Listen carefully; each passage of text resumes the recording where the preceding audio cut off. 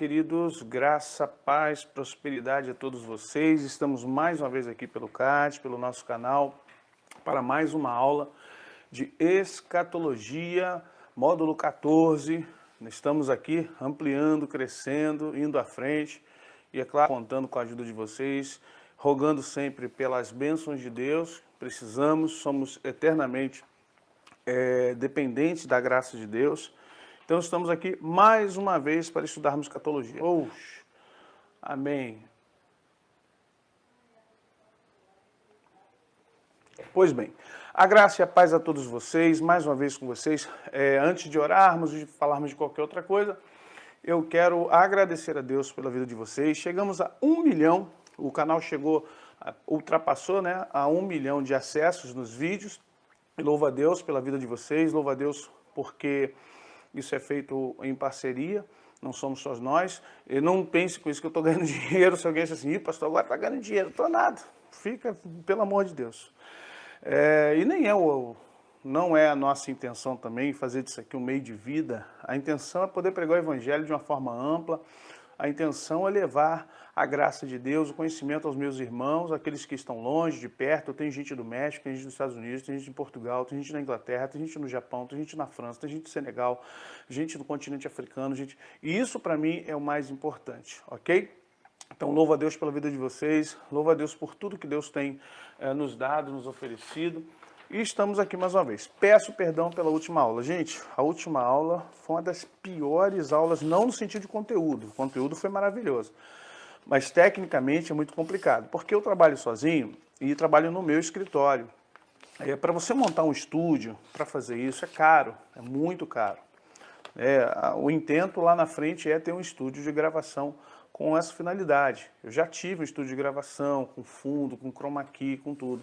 Só que, para você fazer só a gravação do YouTube e gravar a videoaula, é muito mais rápido. Eu tenho câmeras, só que hoje eu gravo com o meu celular no 4K. Eu trabalho com uma mesa de edição de áudio, veja que eu estou com o microfone aqui. Trabalho com o meu laptop, que a aula já está toda pronta ali, e posso organizar isso de maneira mais rápida com vocês. Me dá menos trabalho. Quanto mais equipamento, mais trabalho dá. Então, infelizmente, a última aula foi muito difícil, foi sofrível para mim, principalmente. Eu quase tirei a aula do ar. Não vou tirar porque o conteúdo é o que vale, mas foi muito complicado. Hoje eu creio em nome de Jesus que a gente não terá este problema. Tanto que eu estou aqui, deixa eu ver como é que está aqui. Vocês estão vendo aqui, isso. A imagem está boa, o áudio está bom, gente? Vocês só me dão um toque aí se o áudio está bom, a imagem que para mim está boa. São os nossos livros, se você precisar, só pedir pelo WhatsApp, esse e o 99210-6828 também. E só para anunciar, gente, estamos começando um curso de batalha espiritual. Ok, obrigado, Zé. Com 16 módulos, mas vai a 20, com certeza. Eu botei 16 porque era necessário botar a informação correta. E nós vamos estudar aqui a batalha espiritual desde o iniciozinho. Obrigado, Márcia. Desde o iniciozinho, vamos falar de libertação, vamos falar de possessão, vamos falar de uma série de situações sobre batalha espiritual. Então você que está longe daqui do Rio de Janeiro, obrigado, Ziane, obrigado, Ana Rosa, Sibeli, obrigado, boa noite, Sibeli, um abraço a Mariana, Minas Gerais. Então você que quer estudar batalha espiritual, faça a sua inscrição pelo 99210-6828, chama a Josiane, ela está aqui online com a gente, está ao vivo com a gente, e você vai pegar todas as informações, meado de julho, às quintas-feiras. Esse curso não será às quartas, porque às quartas-feiras eu estou começando a escola de cura aqui no Rio de Janeiro. Nós teremos uma escola de cura, 3 meses de escola de cura, todas as quartas-feiras. Então, se você quiser se inscrever, é só você procurar pelo WhatsApp, ok? Vamos orar então agora, gente. Vamos fazer uma oração, vamos pedir ao Senhor que nos dê agora essa capacitação, que nos ajude a ter uma boa aula nessa noite. Pai bendito, em nome de Jesus, colocamos tudo em Tuas mãos. Tu és soberano, Tu és Deus, Tu és Rei. Coloca os equipamentos, coloca a minha mente, coloca a Tua palavra. Cada aluno que chegou, cada aluno que está chegando, aqueles que vão assistir amanhã, hoje à noite, que vão assistir daqui a um ano, eu não sei, Senhor, mas eu peço que o Senhor coloque em Suas mãos cada vida, cada homem, cada mulher, cada jovem. Nos prepara para a volta de Jesus, nos prepara para o arrebatamento. e que possamos, no nome de Jesus, nos achar, ó Deus, prontos como aquelas virgens prudentes que tinham azeite, que possamos, Senhor, estar prontos para o toque da trombeta, o chamado, o arrebatamento. E, ó Deus, nos ajuda a cada dia mais ficarmos alertas e aguardar tua vinda em nome de Jesus. Pedimos isso. Amém. Amém, queridos. Então vamos lá, vamos para a nossa aula. Olha aí, gente. Pum! A sétima trombeta. Eita!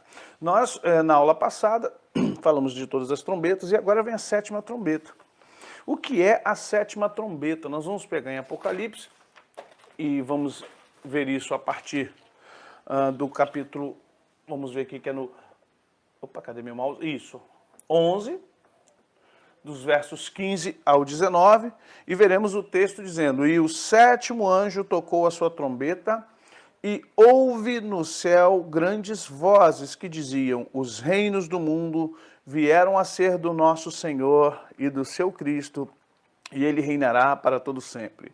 E os 24 anciãos que estão assentados em seus tronos diante de Deus, prostraram-se sobre os seus rostos e adoraram a Deus, dizendo: graças te damos, Senhor, Deus Todo-Poderoso, que és, que eras e que há de vir, que tomaste o teu grande poder e reinaste. Verso 18, e iraram-se as nações, e veio a tua ira, e o tempo dos mortos, para que sejam julgados, e o tempo de dares o galardão aos profetas, teus servos, e aos santos, e aos que temem o teu nome, pequenos e a grandes, e o tempo de destruíres os que destroem a terra. Verso 19, e abriu-se no céu o templo de Deus, e a arca da sua aliança foi vista no seu templo. E houve relâmpagos e vozes e trovões e terremotos, e grande saraiva. O que acabamos de ler aqui é o toque da sétima trombeta. Então vamos lá, porque hoje, além de estar profundo, eu preciso dar bastante entendimento a vocês. Pessoal que está inscrito no curso de forma direta, que tem o WhatsApp, deixe perguntas no WhatsApp. Ok? Qualquer dúvida, vai lá no WhatsApp, no grupo do CAT. Se você ainda quiser fazer parte, você pode se inscrever pelo 99210, deixa eu ver onde é que está aqui, isso, deixa eu botar aqui, esse mesmo número que está aqui, você faz inscrição para o nosso curso, você vai receber apostila, você vai receber um pendrive com filmes, com livros, com vários materiais e também um certificado de conclusão do nosso curso básico de escatologia, ok? Mas vamos lá então, voltemos aqui. Quando nós falamos da sétima trombeta, é o anúncio da vitória de Cristo em seu reino na terra. O que significa, o que simboliza isso? O que é para nós esse anúncio? Tomemos cuidado para não entendermos que a partir do verso 15, Jesus já está dominando tudo. Porque quando você chegar no verso 12, você vai ver que há uma aparente incongruência, um aparente paradoxo. O que o verso 15 faz a partir do 11 15, nessa sétima trombeta, é o anúncio da vitória de Cristo em seu reino. O que é esse anúncio? Nós temos que trazer isso por uma questão jurídica. E como é que funciona essa questão jurídica? Quando uma pessoa é julgada por um crime num tribunal, se tiver algum advogado aí, pode corroborar ou até mesmo nos ajudar. O juiz, ele primeiro, ele ouve ambas as partes, é claro, né, para que ele possa dar a sua sentença, ou ajuizar, ou absolver, ou ajuizar uma penalidade dentro da lei para aquela pessoa. Gente, vai deixando o like aí, põe o dedinho aí, porque é o que nos ajuda a crescer como canal e dar visibilidade e abençoar outras vidas também. Lembre-se que o que eu faço aqui comigo com você é literalmente gratuito, então nós não cobramos nada, apesar de ter um chat aí, alguém me perguntou se eu aceitava donativo, doação, eu falei, olha, eu não cobro nada, eu não estou pedindo dinheiro para nada, mas tem um chatzinho do lado que você pode apertar lá no donativo. Você apertando lá em donativo, se você quiser ofertar alguma coisa, amém, se não também, amém. A aula continua aqui liberada para todos. Voltemos para o curso. Então você terá aqui, a sétima trombeta é também a trombeta que está anunciando um juízo. ela está anunciando qual juízo? Nós vamos ver aqui que é muito lindo. Enquanto eu estava preparando essa parte aqui, relembrando algumas coisas da matéria, eu falei, gente, como Deus é maravilhoso e como a gente precisa conhecer muito a Bíblia para entender o que está acontecendo aqui agora. Escatologia, apesar da nossa aqui ser bem básica, uma escatologia básica, uma escatologia para a gente começar a entender o livro, começar a entender Daniel, começar a entender o sermão profético, começar a entender. Apesar dessa nossa escatologia ser básica, ela já é complexa. Imagine quando a gente partir, eu não sei quando, para escatologia mais profunda, que aí envolve uma série de outras situações que no momento eu não vou mexer para não dar problema. E o sétimo anjo tocou a sua trombeta e houve no céu grandes vozes, que diziam, os reinos do mundo vieram a ser do nosso Senhor e do seu Cristo, e ele reinará para todo sempre. Parece que o Apocalipse podia acabar aqui, né? Só que não. Nós ainda temos a expulsão de Satanás, nós ainda temos a besta que emerge do mar, nós ainda vamos começar a segunda metade da grande tribulação.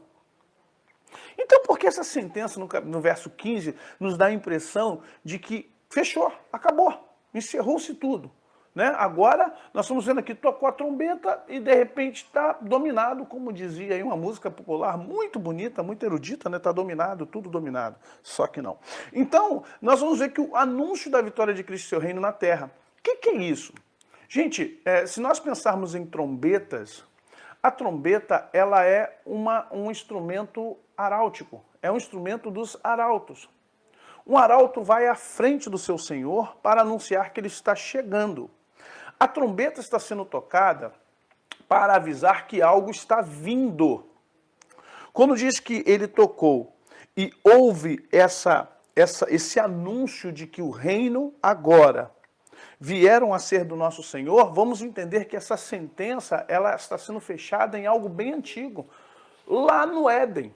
Isso aqui é o fechamento, é o desfecho de um julgamento que começou lá no Éden. Vamos lembrar Gênesis 3, quando Adão caiu.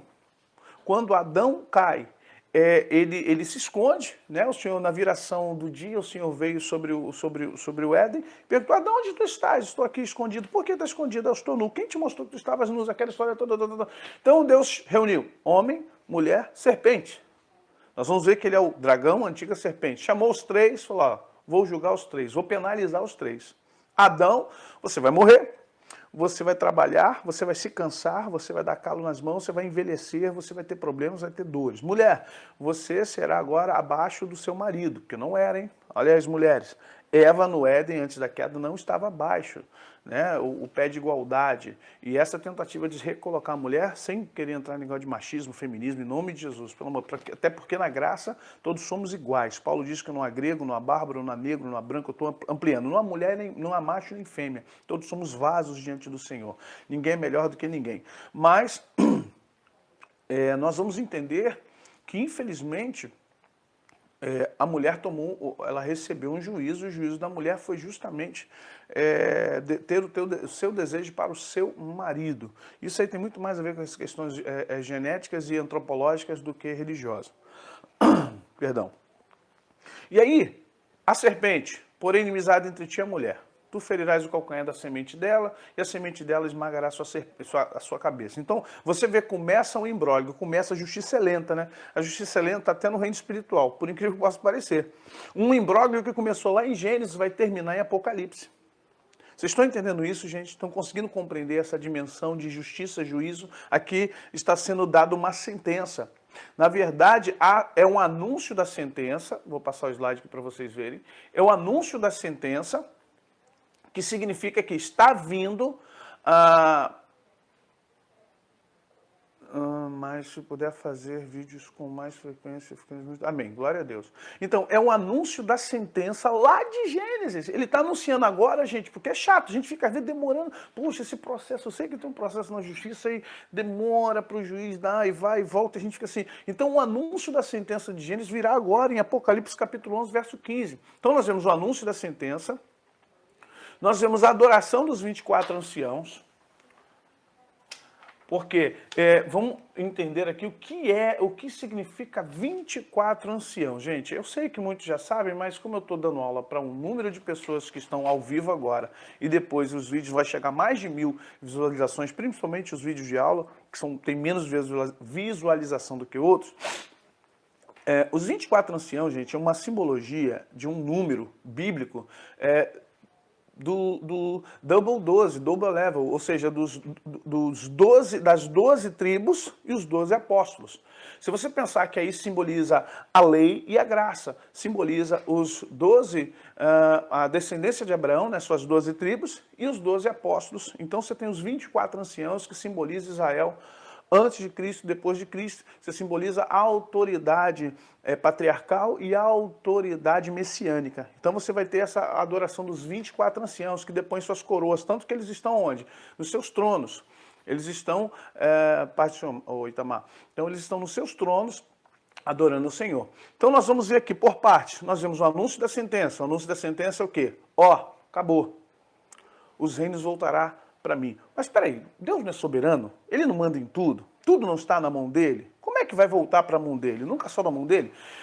Voltemos e lembremos que Jesus, quando está para ser crucificado, diz assim, é chegada a hora do príncipe deste mundo. O mundo inteiro jaz, né? Jazer do latim significa deitado, morto, jaz no maligno. O príncipe deste mundo. Então Jesus deixa bem claro, amém, glória a Deus, Paulo. Então, sabe, a gente tem que deixar bem claro que, por enquanto, Satanás tem um uso, ele tem o direito, pela queda do homem, ele tem o direito de comandar o mundo, o príncipe deste mundo. Por que príncipe deste mundo? Porque todos os principados estão nas mãos dele, como um direito usurpado, não adquirido. Quando Jesus vai para a cruz do Calvário, quando ele morre e fala assim, está consumado, ali começa um recurso. Voltando aqui à questão de jurisprudência, questão de justiça. A gente está vendo tanta aí questão, né, de justiça, Lula, Dilma, Temer e outras coisas mais. Então Jesus faz o que ele entra com um recurso no reino espiritual para primeiro resgatar o homem. Primeiro ele tem que resgatar o homem. Prioridade de Jesus na cruz é resgatar o homem. Só que o que Jesus fez é tão belo e tão pleno e tão maravilhoso que, se você notar, Jesus é o Cordeiro, não é isso? O cordeiro é o quê? É aquele que na lei era sacrificado para pagar os pecados no dia do Yom Kippur, ou seja, o dia da expiação, quando o sumo sacerdote entrava no Santo dos Santos, expiava o pecado do povo. Só que não tem só o cordeiro. Ele é o cordeiro porque é um animal que tem simbologia de pureza, é aquele que vinha sem mancha, sem mácula, o seu pelo era totalmente claro, branquinho, não tinha defeito nas patas, não tinha defeito em nada. O cordeiro vinha puro para o sumo sacerdote. Mas também tinha um outro animal, o bode, chamado bode Azazel.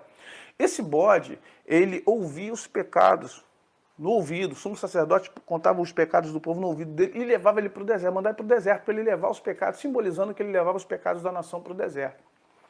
Jesus na cruz, ele é o Cordeiro de Deus. João Batista diz, eis o Cordeiro de Deus que tira o pecado do mundo. Mas também Jesus é o bode Azazel, porque depois que ele é sacrificado como Cordeiro, ele vai para onde? Ele vai para o inferno. Boa, Oisel. Ele vai para o inferno. Inferno é o quê? Lugar árido, o Hades, né? O Sheol. Então ali ele está indo como bode Azazel. Ele está levando, porque o bode Azazel levava os pecados da nação para o deserto, para um lugar de esquecimento, um mar de esquecimento que Deus fala, dos pecados não me lembrarei mais. Jesus agora é o Cordeiro, Jesus agora também é o bode Azazel, porque vai ao inferno. Porém, tem uma jogada jurídica interessante. Todo pecado tem que ir para o inferno. Todo que peca, morre. Todo que morre em pecado vai para o inferno. Jesus morreu e foi ao inferno porque todo pecado da humanidade estava nele. Só que há aí uma brecha jurídica. Qual é a brecha jurídica? Jesus não pecou. Ele foi voluntariamente. Ele foi por uma questão de estar levando o pecado das nações. Metafisicamente, ele está carregando uma coisa que não pertence a ele. Ao chegar no inferno, o que é do inferno fica no inferno. E o que é do inferno? Os pecados que estão em Jesus. Mas Jesus é do inferno? Não, Jesus não é do inferno. Então ele tem que ser devolvido, porque juridicamente ele não pode ficar no inferno. E aí que está a grande sacada, a grande jogada de mestre do nosso Deus. Aleluia. Jesus vai ao inferno. Puro ele não iria ao inferno. Não poderia, não deveria. Mas com os pecados da nação vai. Com a expiação da humanidade ele vai. Em chegando lá, o que ele faz agora? Como indenização por ele ser um ser humano puro, sem pecado, sem mancha, sem mácula, o inferno tem que indenizá-lo. Estou usando sempre linguagem jurídica, tá, gente? Não estou usando linguagem teológica, estou usando a linguagem jurídica para você entender. Como indenização, o que acontece? Ele pede a chave da morte, ele pede a chave do inferno, e ele vai fazer o quê agora? Quer cativo todo o cativeiro. E como diz Pedro, vai pregar aos espíritos em cadeias lá do Antigo Testamento que não foram purificados, não foram salvos pela lei. Então ele leva cativo o cativeiro, Efésios 4, quando você vai ler Paulo dizendo, ele tomou o cativo o cativeiro, levou tudo ele e deu dons aos homens. Olha bem, Jesus desce ao inferno e como indenização ele pede a chave da morte, a chave do inferno e leva cativo todo o cativeiro, prega aos que estão em cadeias. Quem um dia puder ler O Inferno de Dante, apesar de não ser um livro evangélico, apesar de não ser um livro teológico, mas fala justamente naquilo que eu creio. O inferno ele é formado como é que eu posso dizer? Não é por camadas. O inferno ele é colocado conforme... é como se fosse assim, você não tem no inferno todo mundo misturado. Assassino com assassino, pedófilo com pedófilo, ladrão com ladrão, mentiroso com mentiroso, prostitutas com prostituta. O inferno ele segmenta por setores. Muito obrigado, Laura. Ele é setoriado. Você não tem mistura, né?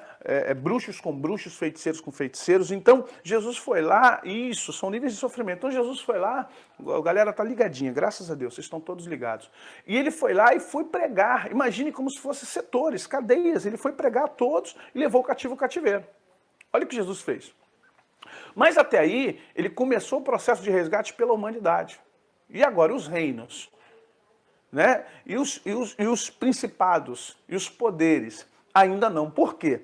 Porque quando Adão caiu, e nós vamos ver isso mais à frente, quando Adão caiu, ele, na verdade, perdeu para Satanás aquilo que era dele. O principado era do homem.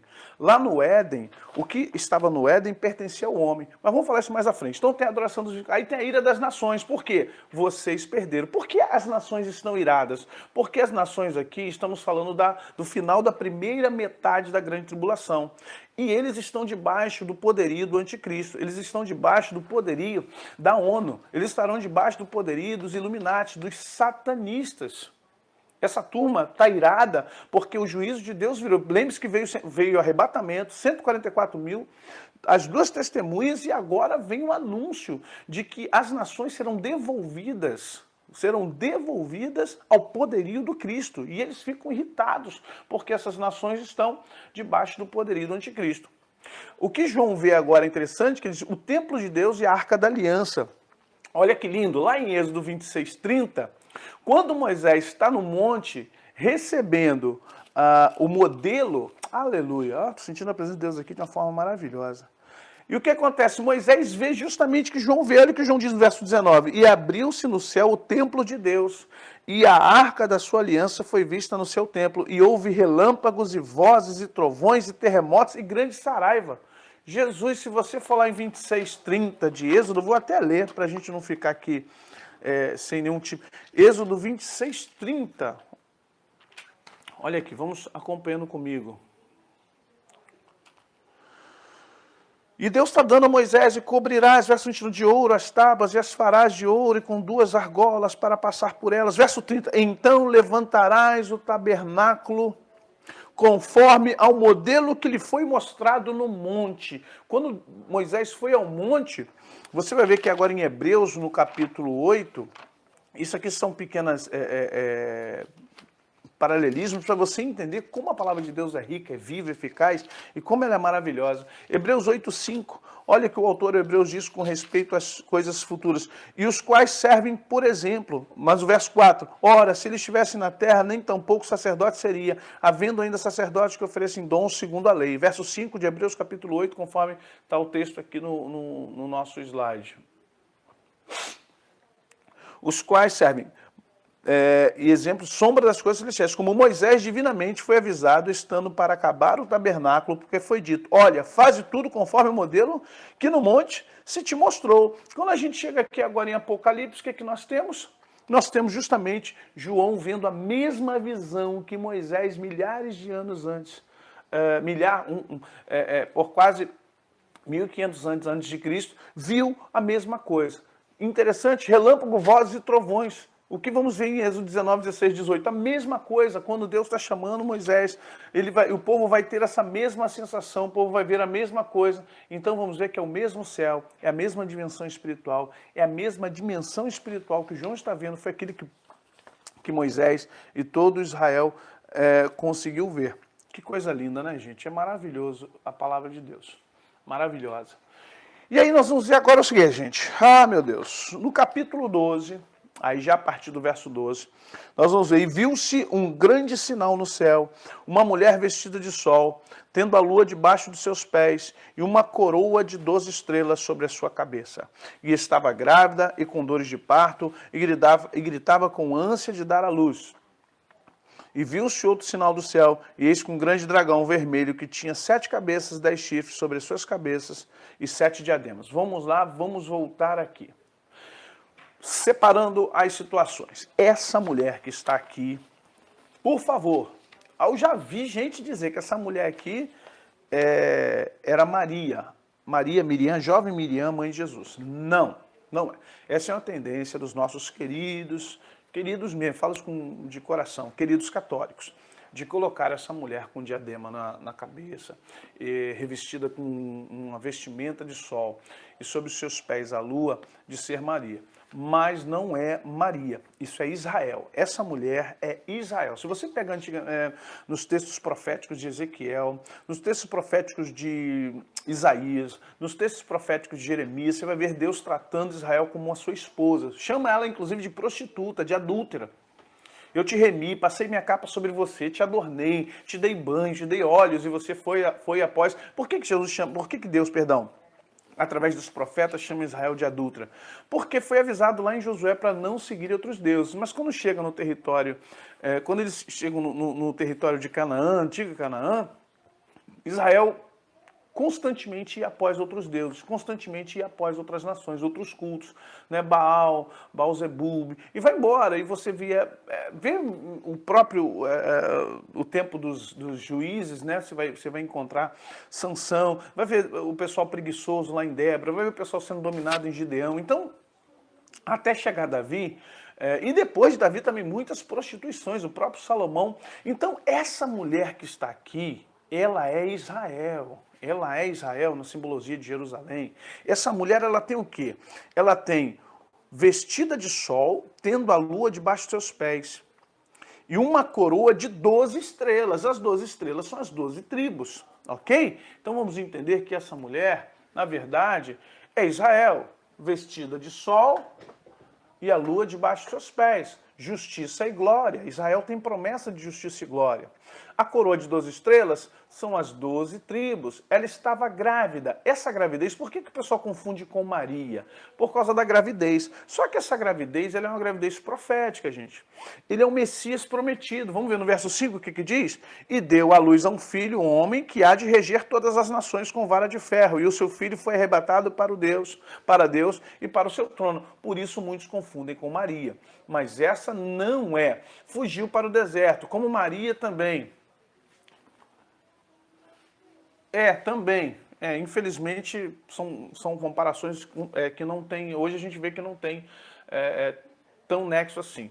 Então fugiu para o deserto, 1260 dias, 42 meses, 3 anos e meio, que é metade da segunda metade da grande tribulação. Ou seja, não tem a ver com Maria, com José, que levou Jesus para o Egito, logo depois da perseguição. Tem muita coisa paralela? Tem, que acaba levando a pessoa mais que não tem o sentido apurado. A gente tem que ser jornalista nessa hora, né? Uma das coisas que o jornalismo ensina, eu não sou formado, mas uma das coisas que eu admiro muito do jornalismo, e o jornalismo sério, é a investigação, a apuração dos fatos. Então eu não posso dizer assim, isso aí é Maria porque foi para o deserto, porque depois que Herodes perseguiu as crianças, o anjo avisou, Jesus foi para o deserto e levou e tal. Só que é o seguinte, depois Jesus volta para o território, depois Jesus volta para Nazaré.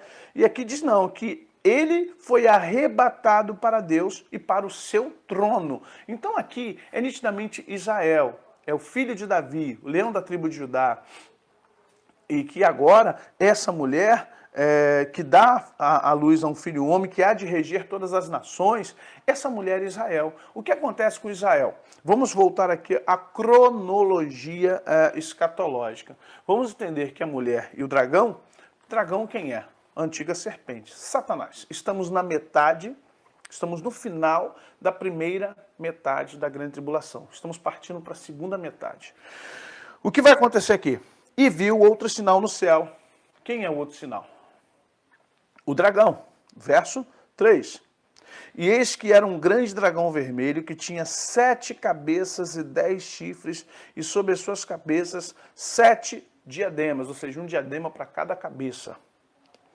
E a sua cauda levou após si a terça parte das estrelas do céu, lançou-as sobre a terra, e o dragão parou diante da mulher que havia de dar à luz, para que, dando ela à luz, lhe tragasse o filho. Agora sim, o verso 4, vamos entender como é que funciona o Apocalipse?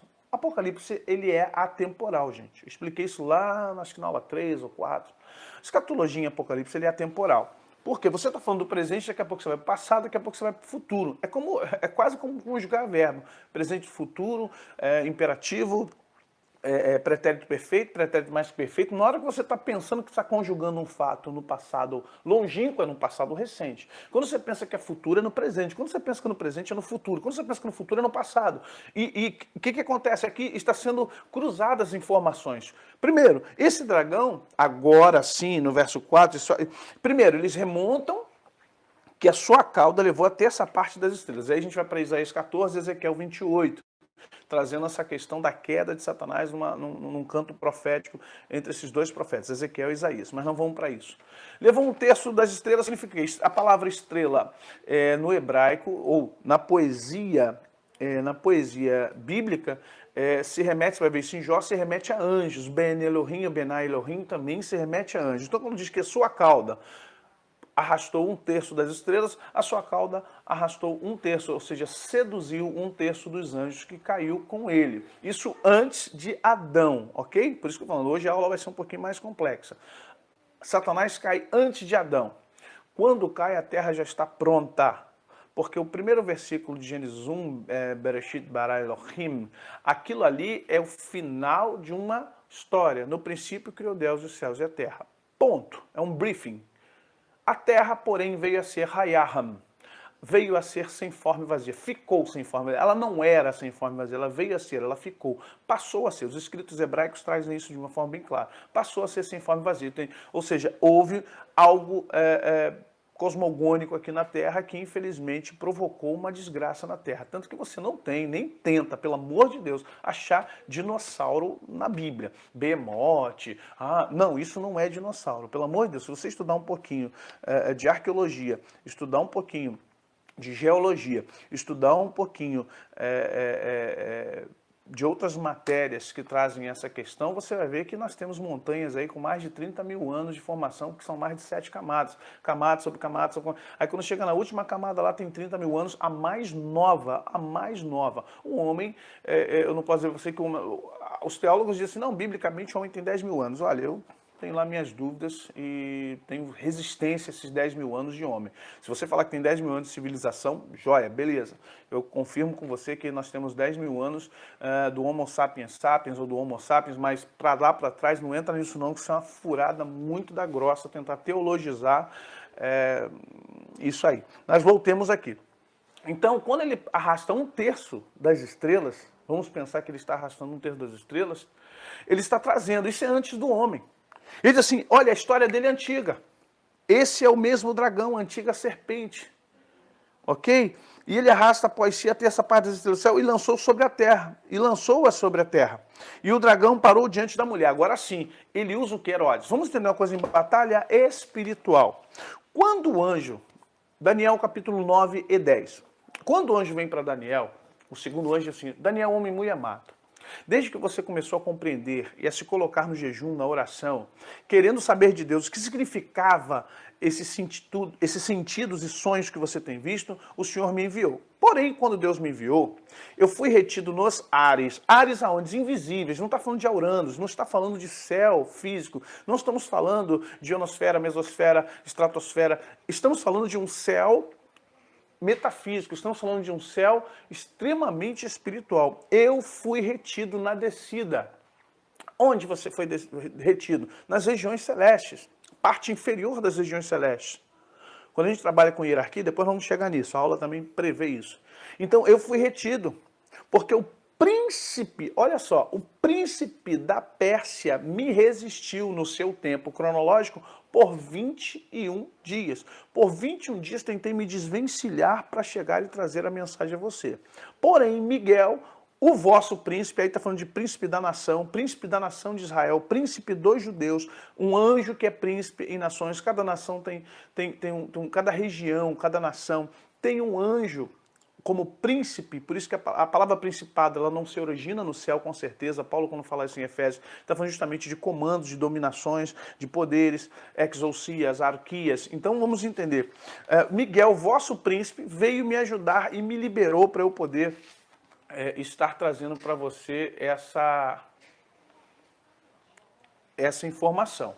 Por isso eu estou aqui. Mas, olha só o que o anjo vai dizer a Daniel. Mas, quando eu sair daqui, o príncipe da Pérsia está acabando o tempo dele, e ele, depois que ele sair, trará o príncipe da Grécia. E quem virá depois, queridos?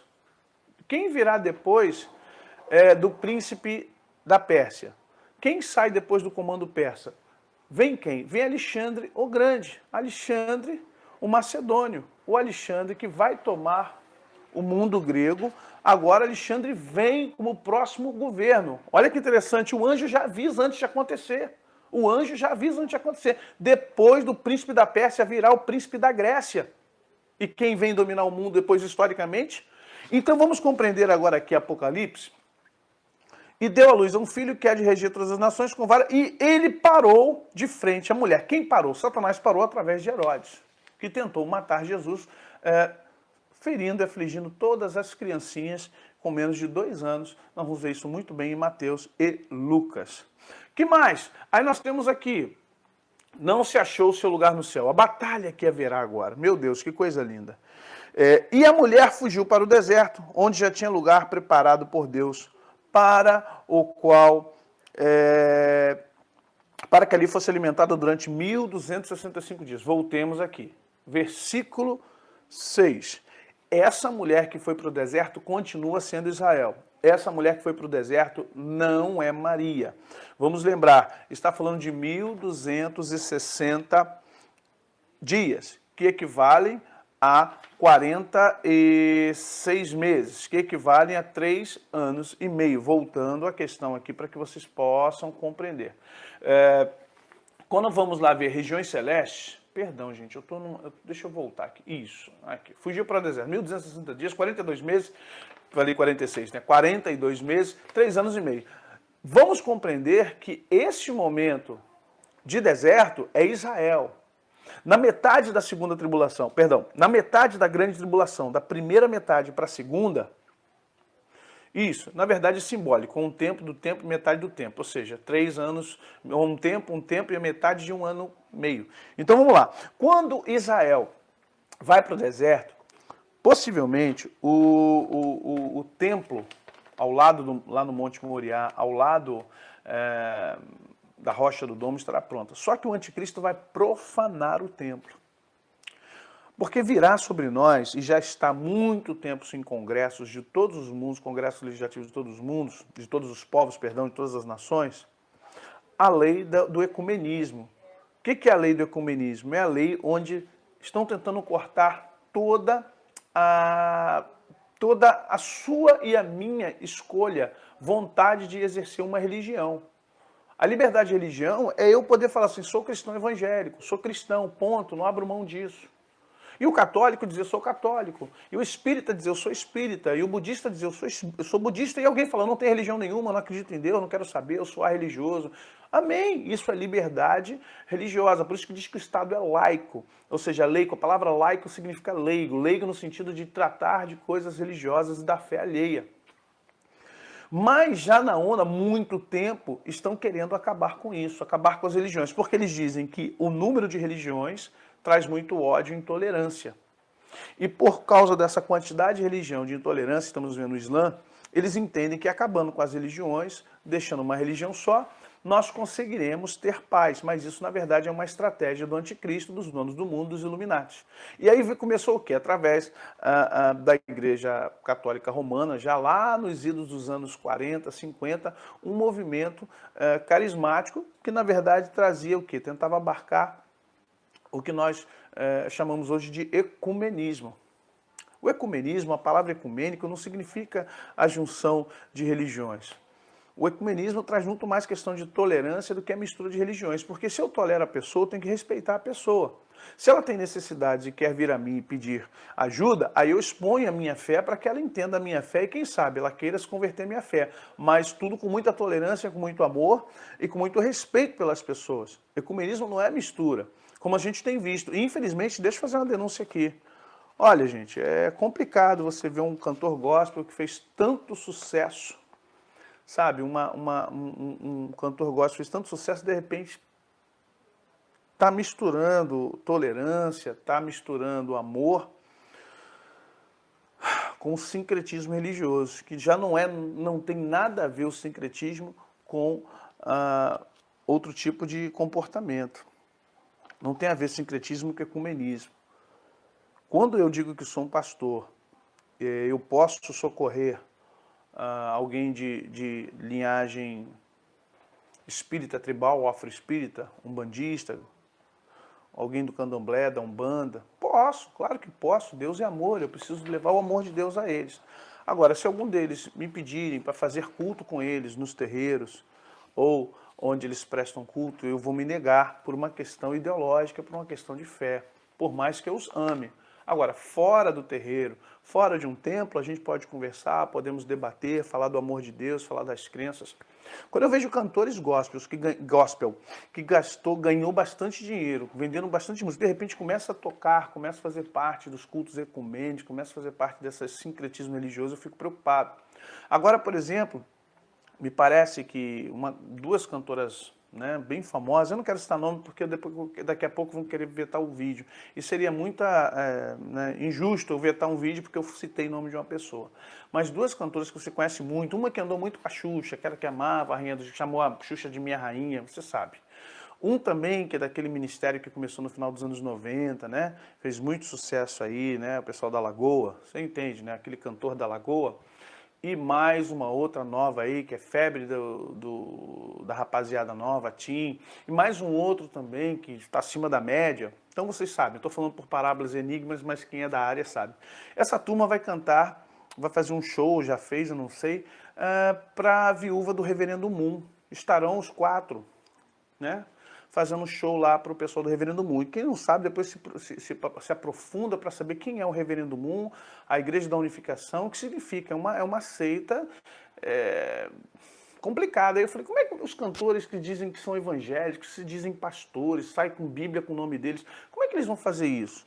Então a gente já está meio com o pé lá, sabe? Infelizmente, eu não, em nome de Jesus, eu não prego a intolerância, eu não prego o ódio, eu na verdade prego o respeito. Porém, uma coisa é respeito, uma coisa é tolerância, outra coisa é falta de caráter, outra coisa é falta de fidelidade à sua ideologia.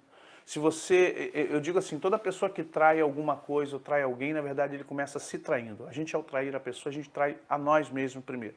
E eu não estou aqui querendo, não, só os evangélicos. Não, em nome de Jesus. Não quero, como eu falei, não quero pregar intolerância e nem quero ser arrogante, dizendo que só nós vamos para o céu. Na verdade, quem vai para o céu é todo aquele que recebe Jesus como Salvador e se mantém ali no caminho. Muitos crentes não vão para o céu no arrebatamento, a verdade é essa. Muitos que estão na igreja não vão ver a cor do trono de Deus. Então, não vou arrogar essa coisa de que só os crentes vão para o céu. Mentira.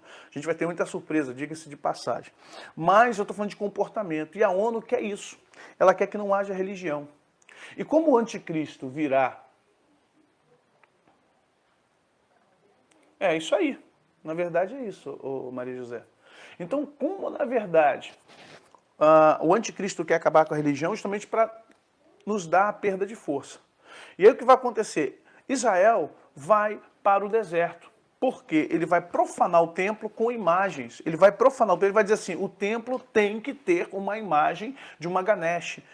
tem que ter um templo de uma Nossa Senhora, o templo tem que ter uma imagem de Buda, o templo tem que ter uma cruz do cristianismo. Então os judeus vão ficar loucos. Eles falam, não. E quando eles disserem isso, vamos entender, quem tem o dinheiro do mundo é Israel e o povo árabe. E quando eles disserem isso, vai haver problemas seríssimos entre Israel, vai azedar. Israel vai azedar com o anticristo. Israel vai azedar com esse grande líder mundial. Tem gente dizendo que é o Macron. Não sei. Pode ser que sim, pode ser que não. Muitos. Agora, anticristo é um sistema, como já falei lá na aula 7 ou 8, e anticristo é um personagem. O personagem é um só. Se você pensar em Hitler, é um anticristo. Se você pensar em Gengis Khan, é um anticristo. Se você pensar em Napoleão, é um anticristo. Se você pensar em vários outros que apareceram no mundo, são anticristo. Lula é um anticristo. Barack Obama é um anticristo. E por aí vai. Então vamos compreender que vai vir o anticristo, aí virá o anticristo. Quando vier o, aí preposição, né, que demanda ou comanda uma única pessoa, uma única situação, quando ele vier, aí sim, esse virá com poder de Satanás na terra muito grande. Mas, no entanto, ainda Satanás está nas regiões celestiais, ok? Israel vai fugir do anticristo, vai se refugiar no deserto, mas olha o que vai acontecer agora. Haverá guerra. Vamos ler aqui no verso 7. E houve batalha no céu, Miguel e os seus anjos batalhavam contra o dragão, e batalhavam o dragão e os seus anjos. Mas não prevaleceram, nem mais o seu lugar se achou nos céus. Agora você começa a entender o verso 15? Vamos voltar aqui para você entender uma coisa. Olha, leia o versos 15. Vamos fazer vamos linkar aqui. Verso 15. E o sétimo anjo tocou a sua trombeta e ouve no céu grandes vozes dizendo: o reino dos mundos viera a ser do nosso Senhor, o seu Cristo, e ele reinará para todos sempre. Aí vamos lá. E os 24 anciãos que estão assentados nos seus tronos, diante de Deus, prostraram-se sobre os seus rostos e adoraram. Vamos agora para o 7? Pula do 16 para o 12, 7. E houve batalha no céu, e os anjos batalhavam contra o dragão, e o batalhavam o dragão e seus anjos, mas não prevaleceram nem mais, o seu lugar se achou nos céus. Agora vamos voltar para o verso 16. Os 24 anciãos que estavam sentados no seu trono diante de Deus, prostraram-se sobre os seus rostos e adoraram a Deus, dizendo: graças te damos, Senhor, Deus Todo-Poderoso, que és, que eres, que é de vir, que tomaste o teu grande poder e reinaste. Presta atenção agora, como é que uma coisa prende a outra. Imagina que você está num tribunal, e o juiz bate o martelo e assim: sentencie o fulano a ser expulso da propriedade. Bum, aquela festa no tribunal, e o cara ainda está lá na cadeia. Daqui a pouco vai o delegado, puxa esse cara e tira ele, leva ele para que ele seja conduzido ao presídio. Então, há uma festa na sentença, agora há uma execução. Ok? Então, o verso 8 diz que Miguel vai ter que expulsar, porque Satanás não vai querer sair das regiões celestes. O que é, ou o que são as regiões celestes? Voltemos aqui para vocês entenderem o que são as regiões celestes. As regiões celestes, se você voltar a Miguel, aqui, Miguel contra Satanás. Efésios 6,12. A nossa luta não é contra carne nem sangue, mas sim contra principados, potestades, dominadores desse mundo tenebroso, que estão aonde? Nas regiões celestes. O que é as regiões celestes, gente? Aqui embaixo, ó, não se achou o seu lugar no céu. Regiões celestes é o tribunal de Deus, é o fórum. Jó 1,6, né? E no dia que se reuniram os filhos de Deus, os anjos, sobreveio Satanás no meio deles. De onde vem Satanás? De rodear a terra e passear por ela. Viste, meu servo Jó? Em Zacarias você vai ver tentativa de Satanás acusar Israel no sentido do retorno dos 70 anos, e o sumo sacerdote Josué está com as suas vestes salpicadas, todas sujas, simboliza os pecados de Israel, lá em Zacarias, no capítulo 3, verso 1 a 4. E Satanás se opõe à volta de Israel, depois dos 70 anos que foi profetizado por Daniel, Jeremias, Ezequiel. Então Satanás quer se opor, e aí o anjo do Senhor, que é Cristo, está à direita do sumo sacerdote Josué, diz: para trás, Satanás, eu te repreendo, para trás, tu que és uma tição tirada do fogo, Seraf, volta, sai daqui. E deu ordem para purificar as vestes do sumo sacerdote Josué. O sumo sacerdote Josué simboliza o quê? Israel. Então você vai ver que as regiões celestiais era do homem. As regiões celestiais era o acesso para o céu. Você tem o Éden, que é chamado de Gan Éden no hebraico, não é paradise ou paradeiso. Quando o homem caiu, quando você fala assim, na viração da tarde vinha o Senhor, vamos entender que no Éden E aí vamos falar de dimensão, e é um jardim no Éden, não é jardim do Éden. Éden é uma grande região, a palavra gan no hebraico é jardim, é um jardim plantado no Éden. Então, deixa eu usar minha linguagem para você entender. Era um portal, um lugar onde o homem se ligava a Deus, onde o homem tinha essa constante ligação com Deus. Era um com Deus. Eu e o Pai somos um. Eu sou a videira verdadeira. Se vocês estiverem enxertados em mim, eu sou o portal de vocês. Ninguém pode ir ao Pai senão por mim. Eu sou com o Pai é comigo. Eu e o Pai somos um. Sem mim nada podeis fazer. Então vamos entender o que Cristo faz. Cristo, na verdade, ele supre o Éden. Na verdade, Cristo vem para ficar no lugar do Éden, para que nós possamos ter acesso ao Pai. Chegamos-nos, pois, cada dia pelo novo e vivo caminho, pelo véu, sua carne. Olha, com a certeza de que Deus irá nos atender, porque agora estamos de volta no Éden. Quando estamos em Cristo, estamos de volta no Éden. Quando o homem cai, o que acontece? Deus coloca querubim, gente, ele coloca a maior hierarquia dos céus, tirando os serafins que estão ao redor dele, coloca querubins para guardar as portas do Éden. Vocês entendem isso? E agora, por quê? Porque o homem não pode voltar. O homem não vai poder voltar. Até que Cristo venha e tome o lugar do Éden, o homem não pode voltar a ter essa comunhão plena com Deus. E vive com o aio, como diz Paulo lá em Romanos, no capítulo 7, né? Fica com o aio da lei. Ou seja, com seus amuletos e amuletas, tentando de alguma forma aplacar a ira de Deus ou tentando reverter as suas perdas. Em Cristo nós temos os nossos ganhos novamente. Quando Satanás é expulso das regiões celestiais, não se achou mais o lugar que ele tinha. Deus agora faz o quê? Executa ele. Tinha se dado agora um juízo, e agora, além do juízo, vem a execução. Não se achou o seu lugar nas regiões celestiais. Ou seja, não tem mais tribunal, não tem mais fórum. O que nós vemos em 1 João capítulo 1, verso 9? Se confessarmos os nossos pecados, ele é fiel e justo para nos perdoar os pecados e nos purificar de toda injustiça. Se dissermos que não temos pecado, tornamos-nos mentirosos. Mas olha só, quem é que provoca injustiça já que eu confessei os meus pecados? Satanás. Ele é agiota. Você pagou o que deve a ele, pagou os juros, ele quer mais juros. Então, se confessarmos os nossos pecados, ele é fiel e justo. Legalidades. Para nos perdoar os pecados, nos purificar de toda injustiça. A injustiça vem de Satanás. Onde ele faz isso? Nas regiões celestiais.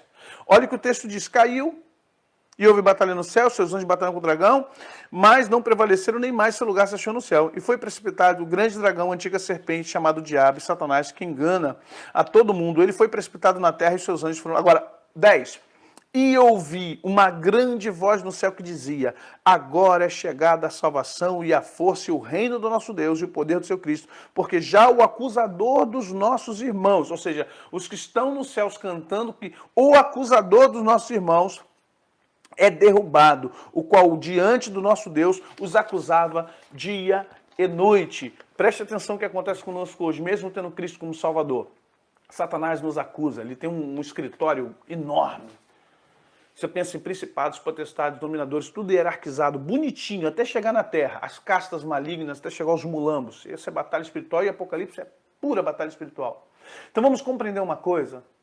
As legalidades é o que nos mantém atrelados a Satanás. É o que mantém a terra no caudal de escuridão e trevas.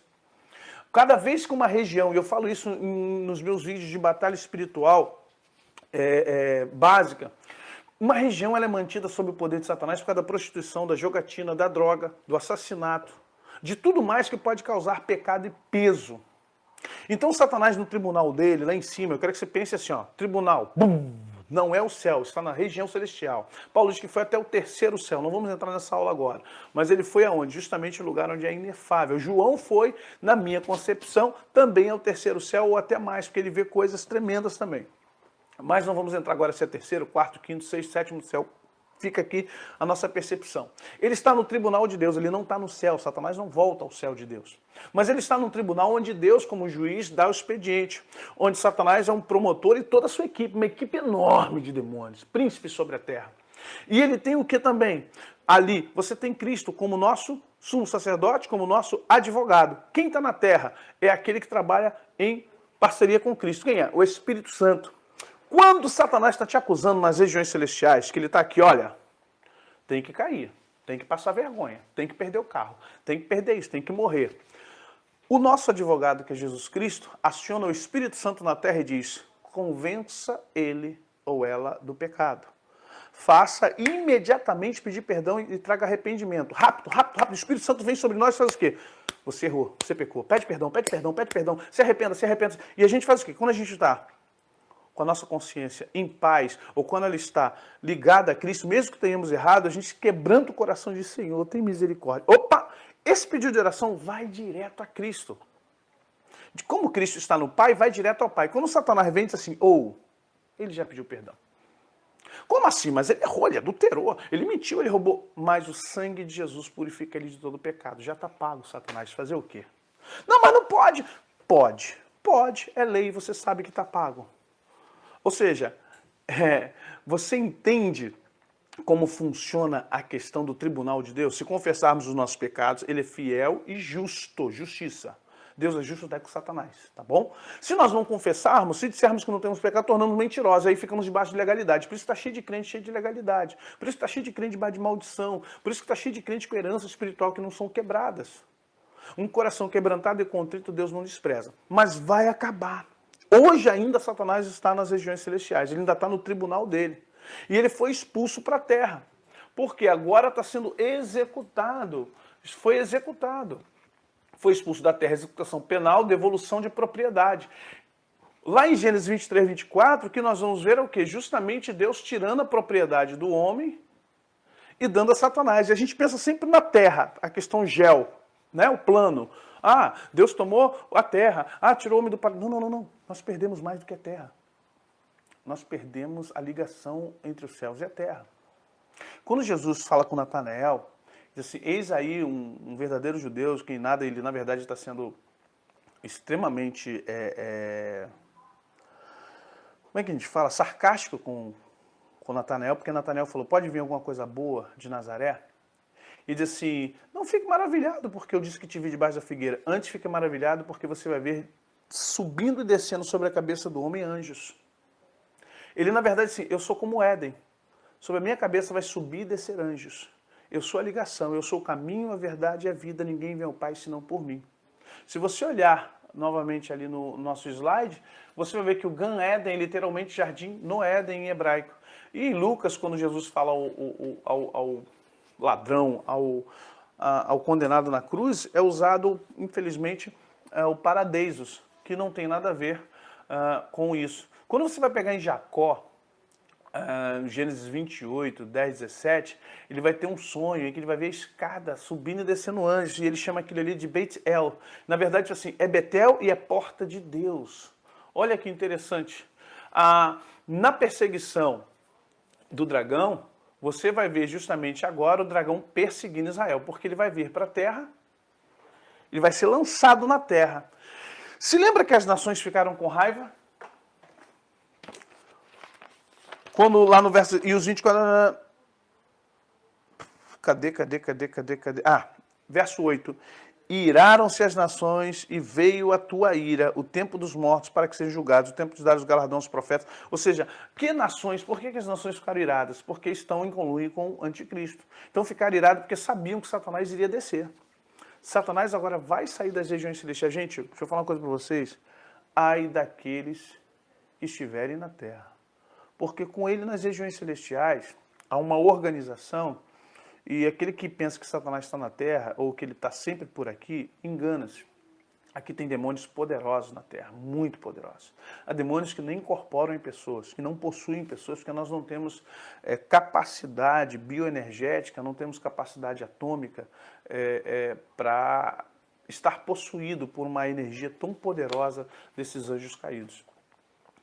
Alguns demônios um pouco mais poderosos criam até deformidades no corpo, na cara, no olho, e alguns tipos de demônios, na sua classificação muito mais acima do que a gente está acostumado aqui na Terra, se eles tentarem possuir um corpo, possivelmente, além de imediatamente causar talvez um AVC, um princípio, um ataque cardíaco, ou uma laceração, né, de um fígado, do rim, sabe, é uma coisa muito complicada. É a licantropia, mas a licantropia ainda é leve em relação ao que eu já vi acontecendo com um demônio de alta classificação para falar com um grupo que estava ali em libertação, eu vi coisas assim que é coisa de filme, né? Como flutuar, olhos mudarem de cor, o rosto é uma coisa muito esquisita, muito estranha. Mas voltemos aqui. Satanás vai ficar na terra agora. E o que ele vai fazer? Vai perseguir Israel. A missão dele agora é acabar com Israel, porque Israel é a remanescência do Cristo. Israel é a remanescência do Cristo, ele precisa ir atrás de Israel. Israel não está mais em Jerusalém. Israel não está. Quando eu falo Israel aqui, gente, é Israel pessoa, tá? Israel não está mais. Os remanescentes que foram convertidos pelos 144 mil, que foram convertidos pelas 2 testemunhas, que estão sendo convertidos agora de uma forma diferenciada, que viu quem é o anticristo, que viu quem é essa figura de poder, eles vão, de certa forma, correr para o deserto, vão viver agora de forma agrícola. E, infelizmente, você vai ver que esse dragão... olha só, quem é ele? Ele é o dragão. Quando ele desce, a mesma coisa que eu falei lá de Alexandre, né, do príncipe da Pérsia e o príncipe da Grécia, ele aqui nas regiões celestiais. Quando ele desce, ele novamente empresta poder. E o dragão de 7 cabeças e 10 chifres agora vai emprestar poder para uma besta que emerge do mar, que também tem 7 cabeças e 10 chifres, representantes de Satanás. Esse será um poder humano. E aí o que acontece? A perseguição da serpente. Vai perseguir quem? Israel. Vai perseguir Israel no deserto. Vai querer ir atrás de Israel para destruir Israel. Porque Israel terá um grande papel nesse momento do início da segunda fase da grande tribulação. E foram dadas à mulher as 2 asas da grande águia para que voasse até o deserto, ao seu lugar, aí onde é sustentada durante um tempo, tempos e metade de um tempo, fora da vista da serpente. Lá na frente vamos ver o Vale do Armagedon, aí veremos a guerra. Mas olha que interessante, não adianta perseguir os escolhidos de Deus. O verso 15 e 16, eu acho isso lindo, porque nós vamos... Eu quando estava fazendo o estudo, eu me voltei, remeti-me à Guerra dos 6 Dias. É muito maravilhoso. E quando você vem aqui para 15 do 12, né? Verso 15, e a serpente lançou da sua boca atrás da mulher água como um rio. Aqui está falando de exército, perseguição miliciana. Estamos falando aqui, gente, de exército da ONU, milicianos. Os americanos usam isso, tá? Aqueles soldados que não fazem parte da tropa, mas são contratados para fazer o trabalho sujo de matança, de assassinato, de guerra química biológica, para fazer o que foi feito com Saddam Hussein, aquela coisa toda. E a serpente lançou da sua boca atrás da mulher água como um rio, para que pela corrente a fizesse arrebatar. E a terra ajudou a mulher, e a terra abriu a sua boca e tragou o rio que o dragão lançara da sua boca. Literalmente, você vai ver uma coisa, me fez lembrar isso aqui. Em 1967, do dia 5 a 10 de junho, Israel lutou contra Egito, Síria, Jordânia e Iraque, ajudada pelo Kuwait, Líbia, Arábia Saudita, Argélia e Sudão. Em 6 dias, Israel venceu uma guerra, sozinho, com muito menos pessoas, contra toda essa liga árabe. Sabe por quê? A mão do Senhor está sobre Israel. Ninguém pode contornar Israel. Israel é um problema de Deus. E aí o anticristo vai ficar mais furioso, que diz o verso 17, o dragão irou-se contra a mulher e foi fazer guerra aos remanescentes da sua semente, ou seja, vai para o resto do mundo. E ele se irou tanto que ele falou, como assim que eu não posso pegar Israel? Deus não deixa o dragão pegar Israel. Deus não deixará Satanás tomar Israel. Os exércitos que forem contra Israel, a natureza, se abrirão terras possivelmente, montes, haverão abalos sísmicos, Israel não será achado. Vi uma pessoa acordar esse trecho. Amém. Israel será, infelizmente, Israel vai ter que ir para o deserto para se esconder, mas ninguém poderá atacar, ninguém vai prevalecer contra Israel. Assim como foi na década de 1960, nesses 6 dias de guerra, onde Israel derrotou várias nações juntas, vocês não poderão, infelizmente, o que vai acontecer agora é que o anticristo, ele vai atrás dos remanescentes. Aí é uma perseguição e ataque global aos cristãos. Os cristãos e convertidos ao redor do mundo pelos 144 mil eleitos e testemunha das 2 testemunhas irão ser perseguidos. Já que nós não conseguimos pegar Israel, o anticristo, que tem as suas 7 cabeças, perdão, as suas 10 cabeças, suas sete diademas, as 7 coroas, ele irá perseguir. Essa besta que emerge do mar com 7 cabeças e 10 chifres, ele irá perseguir todo cristão, todo aquele que é contra o sistema, todo aquele que está antissistema, todo aquele que se coloca contra o sistema. E aí nós vamos ver que essa perseguição, como não consegue pegar Israel, os perseguidos serão aqueles que estão ao redor do mundo. E infelizmente a coisa será muito séria, queridos. Eu quero, se der aqui, passar para vocês um pequeno vídeo, para vocês verem do que eu estou falando.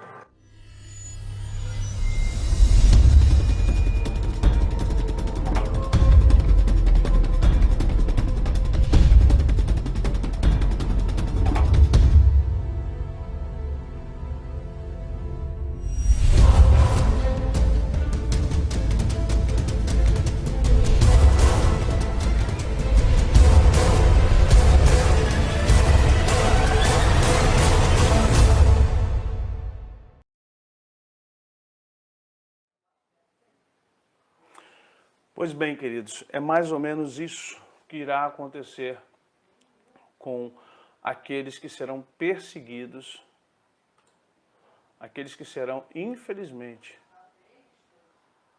perseguidos, deixa eu botar aqui, pelo anticristo. Alguém pergunta, licantropia, querido, é aquela transformação do lobisomem, né? O lycans, aqueles que têm a transformação muito próxima aos lobisomens.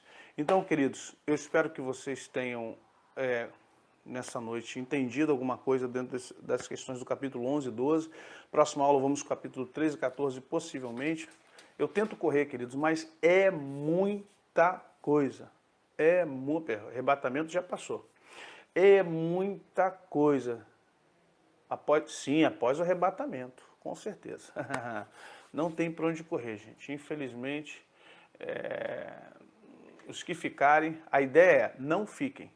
Não fiquem. O arrebatamento já passou, queridos. Estamos na metade da segunda tribulação. Nós já temos os santos cantando lá em cima, já temos o pessoal pedindo justiça ao Senhor. Não, já passou. Você tem que voltar lá nas aulas anteriores para ver quando o arrebatamento já aconteceu. 1 hora de aula, vocês vão passar 6, 7 minutos. Tá bom, gente? Olha, Deus abençoe muito vocês. Peço para vocês, deixem o like aí, ajude, compartilhe. Agora em julho teremos o lançamento, já está disponível em PDF, em julho teremos Poder da Carne versus Poder do Espírito, um livro tão profundo, sei que vai abençoar muita gente. E é claro, você querendo, nós teremos o prazer de estar abençoando a sua vida. Deus abençoe vocês, fiquem na paz do Senhor Jesus, assistam outros vídeos que estão chegando agora, estão conhecendo o nosso canal. Muito obrigado por tudo que vocês têm feito, Deus continue abençoando vocês, orem por nós, orem por esse tema. Hoje foi bênção, já viu? Me preparei aqui em nome de Jesus. Deus, não pode dar problema mais não, chega de problema. O sangue de Jesus tem poder, mas eu sei que Deus sempre será maior que está em nós do que está no mundo. O nome de Jesus é poderoso para combater tudo isso e muito mais. Deus abençoe a todos vocês. Até semana que vem, queridos. E paz. Deus abençoe a cada um de vocês. Amém.